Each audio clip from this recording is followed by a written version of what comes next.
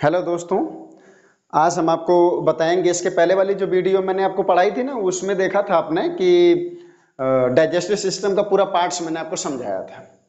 तो अब आप देखेंगे ना कि पाचन कैसे हम लोगों के शरीर में होता है। पाचन कैसे होता है, जिसे आप ये देखेंगे कि हम लोगों के शरीर में जो इसका एलिमेंट्री कैनाल है, आहार नाल है, आहार नाल की उसको सहायक ग्रंथियां भी होती हैं। ग्रंथि समझ रहे हैं ना, जो लार ग्रंथि है वो वाली ग्रंथि होती है, लीवर से संबंधित लीवर ग्रंथि है। उसके बगल में गाल ब्लैडर भी होती है, वो भी ग्रंथि है। और उसके बगल में भी है पेनक्रियास, ये भी ग्रंथि है।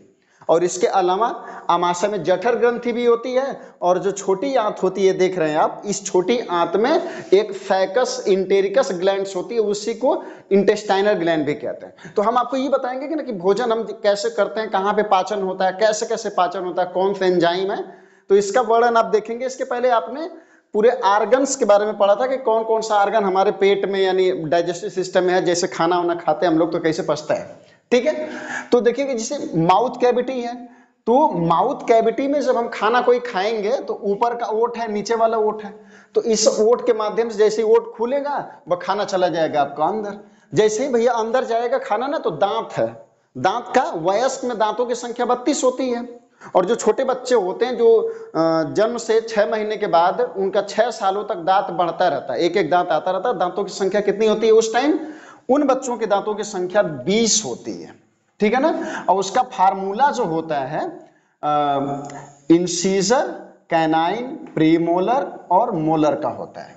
और अगर छोटे बच्चों का, जिसे दूध वाले दांत जो होते हैं बच्चों में, अगर उसका फार्मूला देखेंगे तो 2102 होता है, अपान 2102 होता है। और ऊपर वाला जबड़ा आधे आधे भाग में, तो 2 से गुणा कर देंगे, संख्या कितनी हो जाएगी भैया? 10। इधर भी नीचे 2 से गुणा कर देंगे, संख्या कितनी हो जाएगी? 10। यानी जो छोटे बच्चे होते हैं ना, जो पिल्ला पिल्ला बोले तो मान के चलिए कि जो 6 महीना से लेकर 6 महीने से लेकर 6 साल तक, ये जो होते हैं, जो बिना दतवनीय खाना खा लेते हैं, इन सबों के मुंह में क्या दांत होता है? 10 ऊपर होता है, 10 नीचे होता है। टोटल दांतों की संख्या 20 होती है। 6 साल के बाद इन्हन का देख एक दांत टूटना शुरू हो जाएगा। जब पहले पहले जामल है, एक एक टूटत रही है, जामत रही है। वो जमने की प्रक्रिया, यानी जो जमता है पहल का दांत, वो 6 महीने से लेकर के 6 साल तक होता है, ठीक है। और जब टूटना शुरू होता है तो 6वें साल से लेकर के 11वें साल तक वो टूटेगा और उसी में धीरे धीरे एक एक करके जमता है। उस टाइम जब धीरे धीरे बच्चा थोड़ा सयाना होने लगता है, उस टाइम उसके दांतों की संख्या कितनी हो जाती है? 28 दांत होते हैं। तो जो वयस्क यानी हम और आप लोग हैं, जैसे देख रहे हैं ना, आप 10-12 में पढ़ रहे हैं, जो आप 10 में पढ़ रहे हैं, 9 में पढ़ रहे हैं, तो आप लोगों में दांतों की संख्या कितनी है? 28 है। मुंह बाके शीशा देख के गिन लेना, चाहे मोबाइल खोल के उसका फोटो लेके काउंट कर लेना, चाहे बगल में कोई दोस्त बैठा होगा ना तो उसका काउंट करेंगे तो ऐसे पता चलेगा आपको। 28 दांत होते हैं। तो ये अस्थाई दांत होता है, ये टूटे ना तो फिर आई ना दांत, तो ओकरे बाद मुस्किया बात, जैसे मसगुरो पूरा लौकेगा आपका, समझ रहे हैं ना। तो इस दांत को बड़े बचा के रखते हैं, इसीलिए ब्रश करना या फिर दांत को खाना खाने के बाद हमेशा साफ करना, ताकि उसमें अनाज के दाने ना फंसे। क्योंकि अनाज के दाने जब फंसेंगे ना तो फिर वही समस्या होगी, कैविटी होती है, सड़न होती है। उसके बारे में हम आपको बताएंगे कि जो दांत का क्षरण होता है वो कैसे होता है। तो जब आप खाना खाएंगे तो ये जाएगा आपके बक्कल कैविटी में। बक्कल कैविटी में आप भोजन को चबाते हैं। तो हम लोगों के माउथ कैविटी में 3 जोड़ी लार ग्रंथि होती है, और तीनों जोड़ी लार ग्रंथियां जो होती हैं वो उनकी से लार जो सिक्रीट होती है वो माउथ में सिक्रीट होती है। तो जब माउथ में सिक्रीट होगी लार ग्रंथि, तो उससे क्या होगा कि उसमें एक एमाइलेज एंजाइम निकलता है। वो जो एमाइलेज एंजाइम होता है, एमाइलेज, ठीक है ना। एंजाइम के लास्ट में एज लगता है, ये भी ध्यान दीजिएगा। हालांकि इतना नहीं ध्यान देंगे 10 में तो कोई बात नहीं, लेकिन ये ध्यान दीजिएगा कि एंजाइम के लास्ट में प्रत्यय के रूप में जो प्रत्यय लगाते हैं, तो प्रत्यय के रूप में एज लगाया जाता है, एज लगाते हैं। तो एंजाइम यहाँ पे एमाइलेज निकलता है, जो मंड होता है, जिसे स्टार्च अंग्रेजी में कहते हैं, जो मंड होता है, उस मंड को, यानी जो मंड होता है, इस मंड को किस में कन्वर्ट करता है? सरल शर्करा में कन्वर्ट करता है, शर्करा में कन्वर्ट करता है। तो मंड जो हम खाते हैं उसको सरल शर्करा में कौन परिवर्तित करता है? एमाइलेज एंजाइम परिवर्तित करता है। और ये प्रक्रिया कहाँ होती है भैया? हम लोगों के माउथ कैविटी में होता है। माउथ कैविटी का होता है जहां नीचे जीभ होती है हम लोगों की, तो नीचे जीभ है, दोनों तरफ से गाल है और आगे दांत है जिसे चैनल गेट कहते हैं, ओकरे ऊपर ओठ वाला पर्दा लगा हुआ है, तो ओकरा बीच में ऊपर तालू है, तो बीच में जो जगह खाली होती है ना, तो उसी को कहते हैं माउथ और कैविटी। इसी को ओरल कैविटी भी कहते हैं, यानी मुख गुहा इसको कहा जाता है। जब यहाँ चबा लेते हैं बाबू ना, तो ये खाना हम लोगों का सरकता हुआ इस फैरिंग्स और ओइसोफेगस से होता हुआ नीचे चला आता है। ओइसोफेगस को ग्रास नली कहते हैं हिंदी में, ठीक है ना। अब ग्रास नली में गति होती है ताकि भोजन यहाँ से सरक करके धीरे धीरे धीरे धीरे चला आता है। तो ओइसोफेगस में कौन सी गति होती है बाबू? क्रमानुकुंचन गति होती है। कौन सी गति होती है? क्रमानुकुंचन गति होती है। अंग्रेजी में इसी को पेरिस्टाल्सिस मोमेंट कहते हैं। पेरिस्टाल्सिस मोमेंट क्या होता है? पेरिस्टाल्सिस मोमेंट का मतलब होता है कि जो भोजन आपका धीरे धीरे क्रम से सरकता हुआ ऊपर से नीचे चला आता है। जब आपका भोजन आमाशय में आता है तो इस आमाशय में जो आमाशय की दीवार होती है, ये वाली आपको दिख रही होगी वीडियो में, ये वाली जो आमाशय की दीवार होती है इस पर जठर ग्रंथियां पाई जाती हैं। और आमाशय में जो जठर ग्रंथियां होती हैं उसी को अंग्रेजी में गैस्ट्रिक ग्लैंड्स कहते हैं। गैस्ट्रिक ग्लैंड्स कहते हैं। और ये जो गैस्ट्रिक ग्लैंड्स होती हैं इसमें मूल रूप से यानी मुख्य रूप से इसमें क्या क्या निकलता है बाबू? तो एक निकलता है HCl और एक निकलता है पेप्सिन।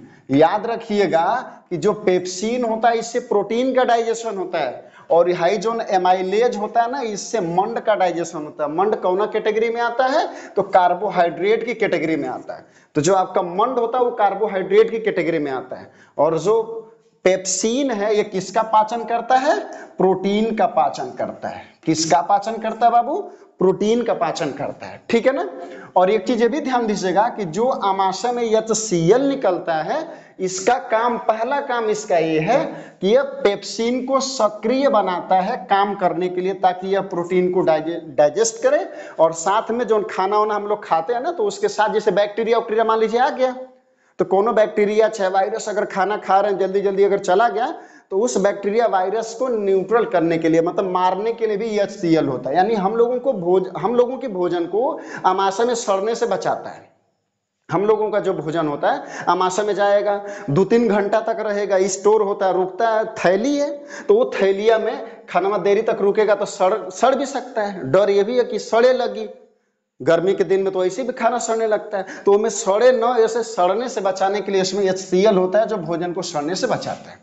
तो जब यहाँ पर भोजन का डाइजेशन होगा तो उसके बाद भोजन सरक करके धीरे धीरे छोटी आंत में जाता है। एक चीज याद रखना बाबू ना कि हम लोगों के शरीर में जो पाचन होता है उस पाचन का कंप्लीट पाचन हम लोगों के शरीर में छोटी आंत में होता है, जिसे क्षुद्रांत बोलते हैं। तो क्षुद्रांत में भोजन का कंप्लीट पाचन होता है। और अगर कंप्लीट पाचन क्यों होता है, अगर पूछा जाए कि कंप्लीट पाचन क्यों हो रहा है, काहे पूरा भोजन वहीं पे पच रहा है, तो ये बताइएगा आप कि बगल में यहाँ पे देख रहे हैं कि पेनक्रियाज है। पेनक्रियाज को क्या कहा जाता है बाबू? पेनक्रियाज को कहा जाता है अग्नाशय। ये शरीर की आपकी दूसरी सबसे बड़ी ग्रंथि है और इससे एंजाइम निकलता है। इससे क्या निकलता है बाबू? एंजाइम निकलता है। ये भी ध्यान देना कि एंजाइम आप तो लिख ही देते हैं, एंजाइम को हिंदी में बीकर कहते हैं। एंजाइम को क्या कहते हैं बाबू हिंदी में? एंजाइम को हिंदी में बीकर कहते हैं। एंजाइम को जैव उत्प्रेरक कहते हैं। उत्प्रेरक, जैव उत्प्रेरक कहते हैं। ई अभिक्रिया को चढ़ाने बढ़ाने वाला होता है, इसीलिए जैव उत्प्रेरक होता है। जैसे गांव में झगड़ा वगड़ा होगा दो लोगों के बीच में, तो तीसरा जिसे खोसने वाला होता है एकदम वैसे ही वो खोस देता है, खोस के पटाया जाएगा और जो सबस्ट्रेट होता है वो प्रोडक्ट में कन्वर्ट हो जाएगा। तो जो खाना गया आप में वो सबस्ट्रेट था, सबस्ट्रेट से प्रोडक्ट हो जाएगा और एंजाइम जस का तस पड़ा रहेगा। इसीलिए किसी भी अभिक्रिया में जब एंजाइम भाग लेता है तो एंजाइम की क्वालिटी और क्वांटिटी यानी गुणवत्ता में और उसकी मात्रा में कोनो परिवर्तन नहीं होता है, ठीक है। इसके बाद भोजन आपका चला आया नीचे। जब नीचे आएगा छोटी आंत में जाएगा तो आपका जो पेनक्रियाज होता है, इस पेनक्रियाज से एंजाइम निकलता है। उस एंजाइम को आप कहते हैं कि उससे जो एंजाइम निकलेगा पेनक्रियाज से, उसमें होता है एक ट्रिप्सिन होता है, ठीक है। उसमें एक ट्रिप्सिन एंजाइम होता है और एक एंजाइम उसमें लाइपेज होता है, ठीक है ना। तो एक ट्रिप्सिन होता है और एक लाइपेज होता है। उसमें क्या होता है, एक ट्रिप्सिन होता है और एक इसमें लाइपेज होता है। बाबू इतना याद रखना कि जो लाइपेज है इसे नोट करते रहिएगा आप, या तो फिर वीडियो को पीछे करके फिर देख लीजिएगा। ये जो लाइपेज होता है, इस लाइपेज से वसा का पाचन होता है, ठीक है बाबू। किसका पाचन होता है? लाइपेज से वसा का पाचन होता है। किसका पाचन होता है? लाइपेज एंजाइम से वसा का पाचन होता है और ट्रिप्सिन एंजाइम से प्रोटीन का पाचन होता है, ठीक है बाबू। तो इतना ध्यान देना कि जो हम लोगों का पेनक्रियाज होता है, इस पेनक्रियाज से लाइपेज और ट्रिप्सिन दोनों एंजाइम निकलते हैं। तो ये दोनों एंजाइम क्या करते हैं? लाइपेज से वसा का पाचन होता है, जिसको आप फैट्स कहते हैं, तो फैट्स का पाचन होता है, और जो ट्रिप्सिन होता है इससे प्रोटीन का पाचन होता है, ठीक है। उसके बाद ये भोजन चला जाएगा नीचे। अब होता क्या है कि यहाँ पे गाल ब्लैडर भी दिख रहा है। गाल ब्लैडर को पित्ताशय कहते हैं। क्या कहते हैं बाबू? पित्ताशय कहते हैं। गाल ब्लैडर को पित्ताशय कहते हैं, ठीक है ना। और आमतौर पे सुना होगा कि पित्त में पथरी भी होती है बहुत ज्यादा, तो ये पित्ताशय है। भोजन चला गया नीचे। तो अब होता क्या है कि ये जो छोटी आंत आपको दिख रही है, खूब क्वाइल होती है। इस छोटी आंत की दीवार में एक ग्रंथि होती है जिसको कहते हैं इंटेस्टाइनल ग्लैंड्स। क्या कहते हैं बाबू? इंटेस्टाइनल ग्लैंड्स कहते हैं। क्या कहते हैं? इंटेस्टाइनल ग्लैंड्स कहते हैं, ठीक है ना। और इस इंटेस्टाइनल ग्लैंड से, यानी इसको सैकस इंटेरिकस भी कहा जाता है बाबू। तो इस इंटेस्टाइनल ग्लैंड्स से जो एंजाइम निकलते हैं वह अंतिम रूप से कार्बोहाइड्रेट को, प्रोटीन को और फैट्स को उसके मोनोमर में, यानी एकलक इकाई में तोड़ देते हैं। मोनोमर में तोड़ देते हैं, ठीक है ना। मोनोमर में तोड़ देते हैं, यानी इसका मतलब कि वसा का कंप्लीट पाचन छोटी आंत में जब होता है तो वसा वसी अम्ल और ग्लिसरॉल में बदल जाता है। वसी अम्ल और ग्लिसरॉल वसा का मोनोमर है, यानी एकलक इकाई है, सिंपल फॉर्म है। उसी तरह से कार्बोहाइड्रेट का जो मोनोमर होता है वो ग्लूकोज होता है, ठीक है। तो पॉलीसेकेराइड हो चाहे डाइसेकेराइड हो, अंतिम में ग्लूकोज में कन्वर्ट होगा, यानी मोनोसेकेराइड में कन्वर्ट हो जाएगा। और जो प्रोटीन होती है वह अंतिम में किस रूप में कन्वर्ट हो जाएगी? एमिनो एसिड में बदल जाएगी। और ये तीनों जो मोनोमर हैं, यानी इस तरह से जो भी फूड मटेरियल आप खाएंगे उसका जो मोनोमर होता है वह छोटी आंत की दीवार में माइक्रोविलाई पाए जाते हैं, ठीक है ना। जिसे मूल रोम आप कह सकते हैं, दीर्घ रोम आप कह सकते हैं, इसमें होते हैं जो फिंगर के जैसे, मतलब अंगुली नुमा निकले रहते हैं, फिंगर जैसे छोटी आंत में निकले रहते हैं। और उसी में ब्लड की सप्लाई होती है, धमनी और शिराओं की सप्लाई होती है। अब होता क्या है कि जो सर्कुलेशन होता है वो इतना फास्ट होता है, आसानी से उसमें यह अवशोषित कर लिए जाते हैं। तो छोटी आंत में भोजन के पचे हुए पाचक रसों का अवशोषण भी होता है। छोटी आंत में क्या होता है? अवशोषण भी होता है, और छोटी आंत में भोजन का कंप्लीट पाचन भी होता है। तो छोटी आंत में भोजन का पाचन भी हो गया और उसमें अवशोषण भी हो गया, ठीक है। अब जो भोजन हम लोगों का नहीं पच पाता है बाबू, ये चीज ध्यान देना कि जो हर्बीवोरस एनिमल होते हैं, यानी शाकाहारी जो जंतु होते हैं, जो शाकाहारी होते हैं, सेलुलोज खाते हैं, प्लांट खाते हैं, प्लांट की पत्ती खाते हैं, घास फूस खाते हैं, इनकी जो आंत होती है ये बड़ी होती है, ठीक है ना। हम लोगों के शरीर में जो आंत होती है वह सबसे बड़ा हिस्सा होता है डाइजेस्टिव सिस्टम, यानी पाचन तंत्र का, या ये कह सकते हैं कि आहार नाल का। उसमें भी जो हर्बीवोरस होते हैं, जो साग, पेड़ पौधों की पत्तियां, घास, इस तरह से जो भी वेजिटेरियन मटेरियल खाते हैं, ठीक है ना, शाकाहारी होते हैं, तो प्लांट में सेलुलोज होता है। तो सेलुलोज का पाचन कॉम्प्लेक्स होता है, इसलिए इनकी आंत जो होती है वो बड़ी होती है। तो हर्बीवोरस की जो आंत होती है, शाकाहारी जंतुओं की जो आंत होती है वो बड़ी होती है उसकी तुलना में कि जो मांसाहारी होते हैं। जैसे बाघ है तो बाघ की आंत छोटी होती है क्योंकि वो मांसाहारी है, और मीट का सरल पाचन होता है और सेलुलोज का कॉम्प्लेक्स पाचन होता है। इसलिए जितने भी शाकाहारी जंतु होते हैं उनकी आंत बड़ी होती है। जैसे देखे होंगे बकरा वकरा कटता है ना तो इतना पचौनी निकलेगा उनमें से, समझ रहे हैं ना, इतनी पचौनी उनमें से निकलेगी। तो होता क्या है, बकरा कटेगा चाहे भैंसा कटेगा चाहे कोई भी हर्बीवोरस एनिमल कटेगा ना, तो इतना पूरा पूरा एकदम उसका झोरिया निकल जाएगा, पतला पतला केंचुआ केंचुआ जैसा खूब लंबा लंबा रहता है, तो ऊ का होता है उसका पचौनी है। अब समझिए कि साग फात का रहा है, पेड़ पौधे की पत्ती खा रहा, खूब लंबा लंबा पतिल पतिल पाइप जैसा फोफी जैसा होता है पूरा उसमें। और जो मांसाहारी जंतु होते हैं उनकी जो आंत होती है छोटी, वो छोटी होती है, इसलिए छोटी होती है क्योंकि मीट का पाचन सरल होता है सेलुलोज की तुलना में। अब इसके बाद आगे देखना बाबू कि जो भोजन बड़ी आंत में चला जाता है और डाइजेस्ट नहीं हुआ है, तो उस भोजन का वही क्षेपण होगा मलाशय के द्वारा, मलाशय में जाके इकट्ठा होगा और उसके बाद एनस के द्वारा, यानी एनस को हिंदी में गूदा द्वार कहते हैं, गूदा द्वार कहते हैं, गूदा द्वार के द्वारा भोजन का जो अपशिष्ट पदार्थ है वो बाहर चला जाता है। इस भोजन में जो उपस्थित मटेरियल होता है, जैसे कह सकते हैं कि पानी है, तो पानी का अवशोषण बड़ी आंत में होता है। तो मोटी मोटा ऐसे समझिएगा, जो बड़ी आंत होती है इसमें पानी का अवशोषण होता है, जो छोटकी आंत होती है उसमें भोज्य पदार्थों का अवशोषण होता है। एक चीज और आपको बता दें कि जो छोटी आंत होती है इसकी लंबाई 6.5 मीटर होती है, ठीक है ना, और जो बड़ी आंत होती है इसकी लंबाई 1.5 मीटर की होती है। तो बड़ी आंत छोटी होती है लंबाई में और छोटी आंत लंबाई में बड़ी होती है, तो इसको लंबा और छोटा इसलिए कहते हैं क्योंकि जो बड़की आंत होती है ना ये चौड़ी होती है, ठीक है ना, ये चौड़ी होती है, लगभग 7 सेंटीमीटर के आसपास चौड़ी होती है, ठीक है ना। और जो आपकी पतली आंत होती है, मतलब ये जो छोटी आंत होती है पतली होती है, बड़ी आंत की तुलना में छोटी आंत पतली होती है, ठीक है ना, इसलिए इसे छोटी आंत कहते हैं। तो जो छोटी आंत होती है ये पतली होती है इसलिए इसे छोटी आंत कहते हैं, और जो बड़ी आंत होती है ये लंबाई में तो छोटी होती है लेकिन ये चौड़ाई ज्यादा होती है छोटी आंत से, इसलिए इसे बड़ी आंत कहते हैं।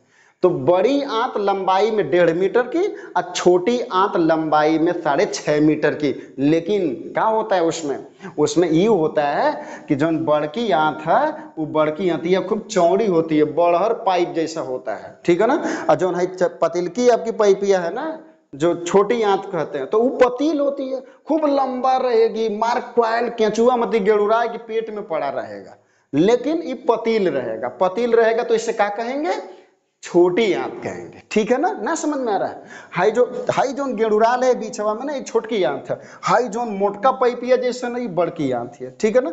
बड़की आंत के अंत में यहाँ पे मलाशय होता है जिसको अंग्रेजी में रेक्टम कहते हैं, और इसमें जो आपका अपशिष्ट पदार्थ होता है, फीकल मैटर होता है, वज्र पदार्थ होता है, ये जाके यहीं पे इकट्ठा होता है, ठीक है ना, और एनस के द्वारा ये बाहर चला जाता है। तो ये आपका डाइजेस्टिव सिस्टम था। और इसमें आप ये समझिएगा एक चीज और, इसमें खूब ध्यान से बस सुनना, 2 मिनट सुनना, समझ में आ जाएगा।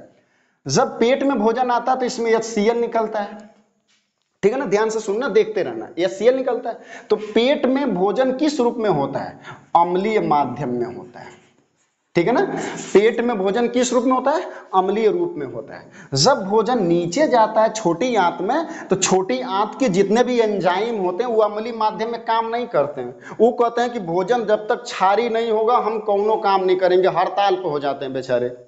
तो अब क्या करता है आपका गाल ब्लैडर जो होता है, पित्ताशय गाल ब्लैडर जो होता है, ये बेचारा क्या करेगा, ये क्या करेगा कि पित्त रस निकालता है, और जो पित्त रस होता है वो क्षारीय होता है, तो भोजन को एसिड से क्षार में बदलता है। तो एसिड से क्षार में बदलता है तो भोजन आपका आमाशय में किस रूप में होता है, अम्लीय माध्यम में होता है। किसके कारण, HCl के कारण। अब वही भोजन जब धीरे धीरे सरक करके छोटी आंत में जाने लगता है, तो छोटी आंत के जितने भी एंजाइम है वो कहते हैं कि भैया जब तक भोजन क्षारीय माध्यम में ना होई तब तक हम कोनो पाचन वचन नहीं करेंगे। ये बेचारे चुपचाप खड़ा कहते हैं एकदम हिल ना सकती हम पाचन होखा खाते, हम क्षारीय माध्यम चाहिए। तो जो हम लोगों का लीवर होता है, इस लीवर से निकलता है हिपैटिक सेल होती है ये, तो इसमें से हिपैटिक जूस निकलता है। और जो हिपैटिक जूस होता है, एक चीज और समझिएगा कि जो हम लोगों की लीवर की संरचना या लीवर जो हम लोगों का है, इस लीवर की कोशिका को हिपैटिक सेल कहते हैं, और लीवर के अध्ययन को हिपैटोलॉजी कहते हैं। लीवर के अध्ययन को हिपैटोलॉजी कहते हैं, और लीवर का जो सेल्स है उसको हिपैटिक सेल कहते हैं, ठीक है ना। और जो डॉक्टर होता है एकरा लीवर का, उसे हिपैटोलॉजिस्ट कहते हैं। तो हिपैटोलॉजिस्ट लीवर का डॉक्टर हो गया, और हिपैटोलॉजी लीवर की स्टडी हो गई, और उसके बाद हिपैटिक उसकी सेल हो गई, ठीक है ना। हिपैटिक सेल में पित्त रस बनता है बाबू, और ये पित्त रस का होता है कि गाल ब्लैडर यानी पित्ताशय में जाके स्टोर होता है, और ये होता है क्षारी माध्यम में, ठीक है ना। अब ये क्षारी माध्यम होता है तो ड्यूडिनम जो होता है, छोटी आंत का पहला भाग, उसी में जाके खुलता है, और जो ऊपर से खट्टा भोजन आता है उसको क्षार में बदल देता है, और जब भोजन क्षारी हो जाता है तो जो इंटेस्टाइनल ग्लैंड होती है वो, और ये हाइजोन पेनक्रियाज वाली जो ग्लैंड्स थी उनमें से जो जूस निकलता है, ये सब मिल करके पूरा एकदम धूमधाम से पाचन करते हैं, और कहते हैं कि यहाँ पर आए तो काम खत्म, और उसके बाद यहाँ पे इसका पाचन हो जाता है। अब एक चीज इसमें और समझ लीजिएगा, पाचन से संबंधित ही एक और इसमें टॉपिक है, हम लोगों के दांत से संबंधित है, ठीक है बाबू। तो जो दांत से हम लोगों का इसमें संबंधित एक टॉपिक है, उसको थोड़ा सा समझिएगा कि दांत हम लोगों का सड़ता कैसे। दांत सड़ता ऐसे है ना कि जैसे मान लीजिए हम लोगों का ये दांत है, मान लीजिए कि दांत है नहीं, इतना खुरपामती दांत नहीं होता है, लेकिन होता क्या है कि जैसे हम लोग खाना खाएंगे, तो जब खाना खाते हैं तो कभी कभी अनाज का दाना, खाना होना, उसे दांत के फांक में फंस जाता है, जैसे कि दांत के स्पेस में, जो दांत का जो स्पेस होता है उसी में अनाज के दाने फंस जाते हैं। अब हम लोगों का होता क्या है कि इसमें बैक्टीरिया होता है, अब इसमें बैक्टीरिया होता है, थोड़ा बड़ा लिख रहा है ना, थोड़ा जूम करके दिखा रहा है आपको, तो ये होता है बैक्टीरिया, ठीक है ना। तो बैक्टीरिया क्या करता है कि ये जो शुगर हम लोगों के मुंह में फंस जाता है उस शुगर के साथ मिलता है, ठीक है ना। तो बैक्टीरिया और शुगर ये दोनों मिलते हैं, बना देते हैं एसिड, ठीक है। और एसिड क्या करता है कि जो हम लोगों के दांतवा का उजरका ऊपरा का नहीं दिख रहा है, मुस्कुराएंगे तो दिखेगा, तो है जो ऊपरा का उजरका दिखेगा ना, ये इतना कोमल कर देता है, इसको रगड़ रगड़ के एसिडिया एकदम खत्म कर देता है। और ना तो क्या करता है कि एसिड जैसे खत्म करता है, तो कुछ बैक्टीरिया, हम लोगों के शरीर के कुछ बैक्टीरिया जो माउथ में पाए जाते हैं, वो बैक्टीरिया प्लस जो फूड होता है, ये दोनों मिलके मैल बना देता है। दांतवा पे जो मैलिया जम जाले 4-5 दिन तो वो ना करबा तो मारे मगठा बैठ जाए दांतवा पर, तो जो पियर पियर मगठा बैठल एकदम पियर पियर ना मारे मुंहवा में की, वो वाली ये पूरा क्या करता है कि दांतवा के ऊपर एक ठो लेयर बना देता है। अब दांत के ऊपर लेयर बना दिया, तो ये दांत के ऊपर जब लेयर बना देगा बाबू ना, तो अंदर में बैक्टीरिया में अपना काम कर रहा है, क्या कि है ये सीढ़िया बनी है, तो एसिड है वो करे अंदर दांत के, तो जब दांत के अंदर है ये, ठीक है ना, एसिड ऊपर से क्या बन गई, एक ग्लू बन गया, ठीक है ना। अब ये क्या करेगा, पूरा ढका रहेगा दांत को, और आप ब्रश करेंगे नहीं, जब आप ब्रश करेंगे नहीं तो अंदर अंदर दांतवा आपका कटेगा, और इतना क्षरण एसिड काट देता है कि धीरे धीरे बैक्टीरिया जो होता है दांत के अंदर जाने लगता है। जब दांत के अंदर जाने लगता है तो जलन होने लगती है, इन्फेक्शन हो जाता है, सड़न होने लगती है, बदबू देने लगता है मुंह। इसलिए जरूरी होता है, इसको बचाने के लिए क्या करना चाहिए, खाना खाने के बाद ब्रश लगा लेना चाहिए, ब्रश कर लेना चाहिए, 2 मिनट 3 मिनट ब्रश करेंगे तो हम लोगों के दांत के बीच में जो स्पेसवा नहीं होता है, दांतवा के बीच में जो फांकवा ऐसे है, तो ये जो फांक बीच में है, इसमें जो अनाज का दाना फंसेगा, तो जब ब्रश कर लेंगे तो ये फ्रेश हो जाएगा, निकल जाएगा। तो रात को जब खाना खा के सोते हैं तो ब्रश कर लेंगे, तो अनाज का दाना निकल गया, तो बैक्टीरिया सड़ैबा नहीं करेगा, जब सड़ैबा नहीं करेगा तो एसिड नहीं बनेगी, और जब एसिड ना बनी तो खूब एकदम चकाचक दांत साफ रही भैया। नहीं तो फिर वह होई, अगर दतवन कैला और फिर भुलवा के दतवन करबा तो वह होई सड़ी, बहुत जल्दी बाबा बन जीबा फटाक से। कारण है कि बुढ़ौती में दांत टूटने से पहले 40 साल में दांत टूट जाए तो स्वाद खत्म हो जाए, कोई चीज राशन ले ही न पैबा होकर, समझ में आवत है।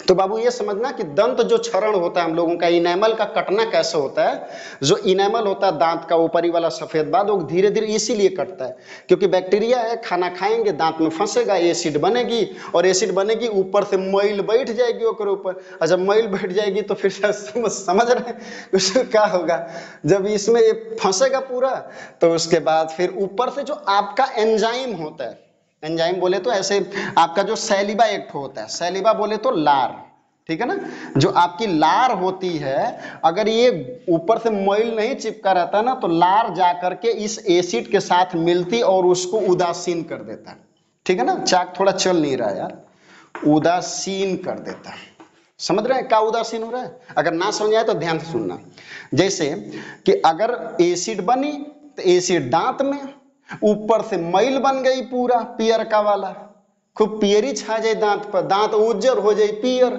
जब पियर हो जाए ना तो अब क्या करेगा कि लार जो होता है मुंह में जो लार निकलती है वो इसके अंदर जा नहीं पाएगा तो काम कर नहीं पाएगा, इसलिए दतवन करना जरूरी होता है। दूसरी बात, अगर ये अंदर जा पाता ना तो अंदर जाता तो किससे मिलता है, एसिडियस से मिलता है ना, जो अम्ल बना है अंदर। तो ये लार और ये अम्ल दोनों मिल जाते तो ये हो जाता उदासीन, और जब उदासीन हो जाता तो दांत का इनेमल नहीं कटता है।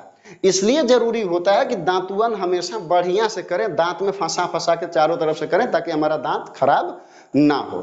ठीक है बाबू। तो अगला जो वीडियो हम आपको देंगे ना वो देंगे रेस्पिरेशन पे, श्वसन पे। श्वसन मनुष्य के शरीर में कैसे होता है।